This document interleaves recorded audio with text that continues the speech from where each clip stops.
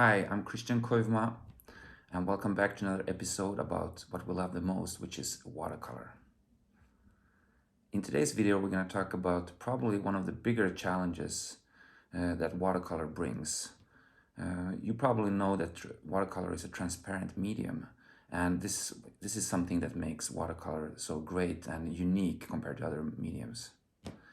But at the same time, the transparency of the pigment kind of give you a few obstacles or hurdles that you need to pass. And this is something we're going to talk about today.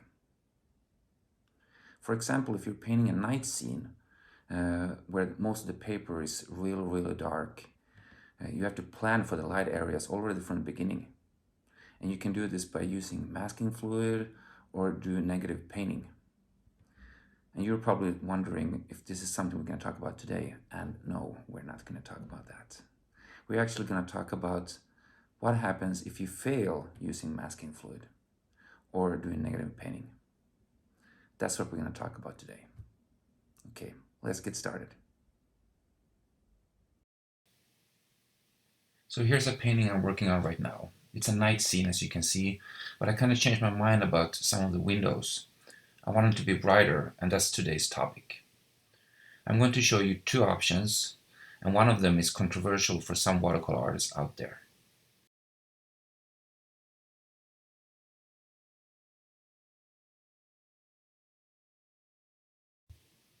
So the first option is using gouache. And gouache, it's pretty similar to watercolor.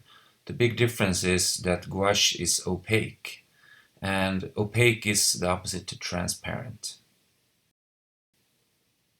Using gouache in watercolors, it's kind of controversial, at least here in Sweden. A lot of watercolorists have the opinion that using gouache is cheating. But to be honest, there's a lot of really famous watercolor masters out there that use gouache in most of the watercolors.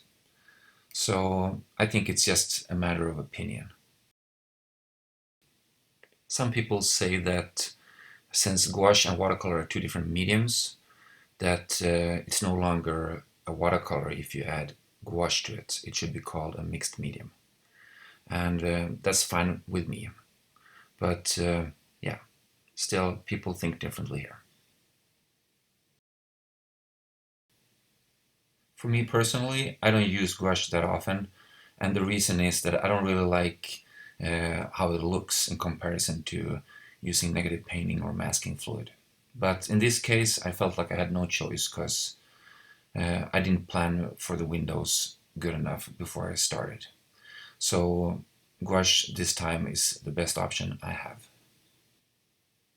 If you have ever taken watercolor classes or workshops, the teacher probably told you that in watercolor you never use white, but painting with gouache like this, it works quite well. So in this case, I'm actually using white and yellow and mixing these two to get a really bright yellow, so the windows will light up.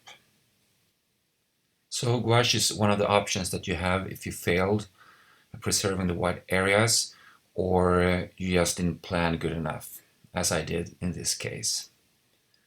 Okay, let's take a look at the next option. The next technique or the next option is called lifting paint, and it's exactly what it sounds like. You lift paint from the paper. And the way to do this is by adding water, for example, using a brush, and make sure the brush is wet. And you kind of paint with the water or the wet brush on top of the painting, and the pigment kind of loosens up a little bit on the surface of the paper. And then you just take a tissue like I'm doing right now and touching the pigment, and the pigment will be lifted off from the surface. Some pigments are easier to lift off than others. And in this case, I actually used Indanthrone Blue, and that one is considered to be pretty staining, and that means that it's a lot harder to lift off. You can still see that I'm getting some pigment lifted off from the paper, but not as much as I would like to. So for lifting paint, non-staining pigments are the best to use. Almost every painting will create some kind of a challenge or a problem for you.